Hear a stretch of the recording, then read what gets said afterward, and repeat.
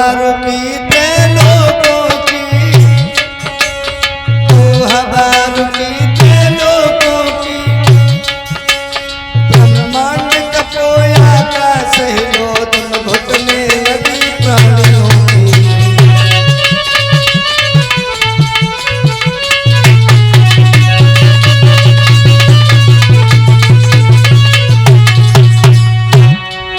कि जीवों की आंखें पथराई और एड़ियां रगड़ छटपटा उठे,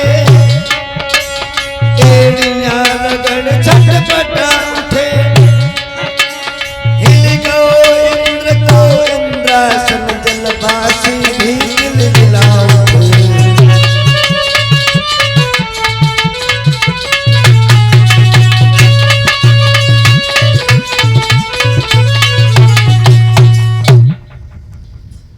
ध्रुव ने प्राण वायु रोक करके संपूर्ण ब्रह्मांड की वायु को रोक दिया। इंद्र ध्रुव की तपस्या भंग कराने के लिए अप्सराओं को भेजता है, लेकिन 5 वर्ष के बच्चे के अंदर काम की भावना की जागृति नहीं होती है। अप्सराएं विमुख होकर के लौट जाती हैं। अंत में स्वयं भगवान बिठूर में आते हैं, आवाज लगाते हैं, भक्त धरो धरो, लेकिन भगवान आवाज लगाते हैं, भक्त नेत्र नहीं खोलता। भगवान ने देखा कि मेरी ही मूर्ति का दर्शन कर रहा है। वह मूर्ति ध्रुव के अंतःकरण से गायब की, ध्रुव कटे हुए वृक्ष की तरह जमीन पर गिरने लगे।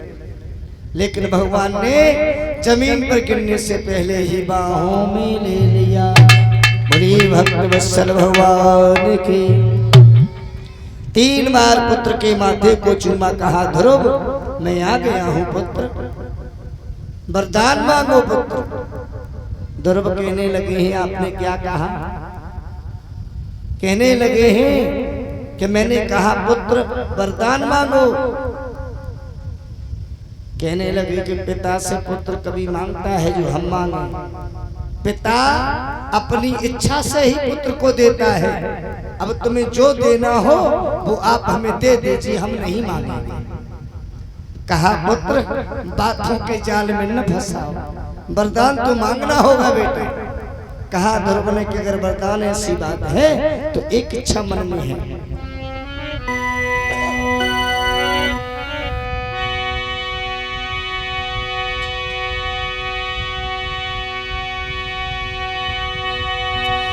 मैं जब जब धर के जन्म ले धरा पे स्वामी आऊं,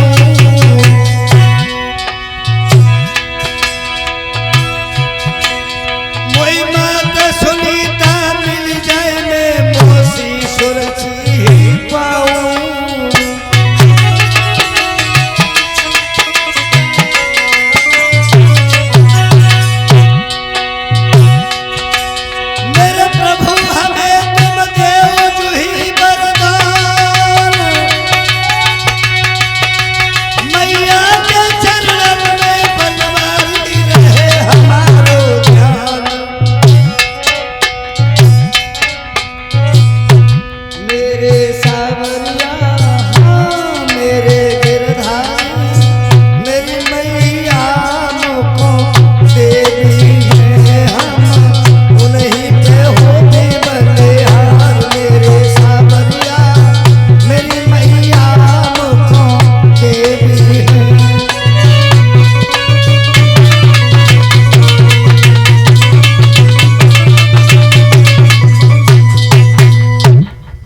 वरदान देना है तो एक इच्छा है कि हम जब जब मृत्यु लोक में आए, मैया मिले तो सुनी, तो मौसी मिले तो सूरज, जो इसी तरह हमें मारती रहे और मैं बन भागता रहूं, आपका दर्शन करता रहूं।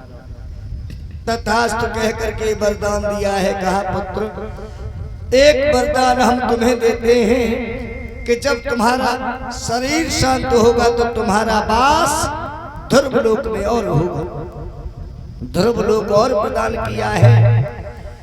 अंत में इंद्र को बुलाया, कहा ऐरावत पर बिठा करके हमें हमारे बच्चे को आप अयोध्या छोड़ के आओ। जैसे ऐरावत पर बैठने के लिए बुजुर्गों देवता ललायत रहा करते थे, ध्रुव को बिठा करके इंद्र अयोध्या धाम में आए हैं। गांव के बुजुर्गों ने सुना कि ध्रुव भगवान का दर्शन कर लौट के आए हैं। गांव के लोग ध्रुव को देखने के लिए गांव से बाहर आए। ध्रुव कहने लगे हैं, इंद्र आप ऐरावत हाथी यहीं से वापस ले जाओ,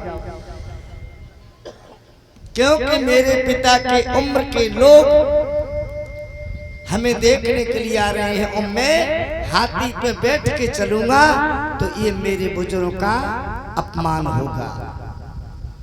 मैं हाथी पे बैठ के जाऊं और मेरे पिता के उम्र के लोग मेरे सामने पैदल चले, ये मेरे बुजुर्गों का अपमान होगा। इसलिए हाथी को यहीं से वापस ले जाओ। इंद्र हाथी वापस लेके लौट गया है। ध्रुव पैदल चलने लगे मौसी के घर की ओर। गांव के लोगों ने कहा, बेटा 6 महीना में रास्ता भूल गए। कहा, रास्ता नहीं भूला हूं, पहले दर्शन मौसी का ही करूंगा। अगर मौसी हमें ना मारते तो मुझे कभी भगवान का दर्शन नहीं होता। ध्रुव मौसी के पास में गए हैं, पैरों को छुआ, कहा, मौसी अब तो क्षमा कर दे, अब तो मैं भगवान का दर्शन करके आया हूँ।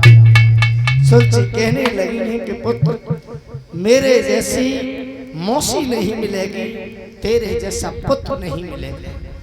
धन्य है मेरी बहन सुनीता, जिनकी कोख से बेटा तुमने आकर के जन्म लिया है।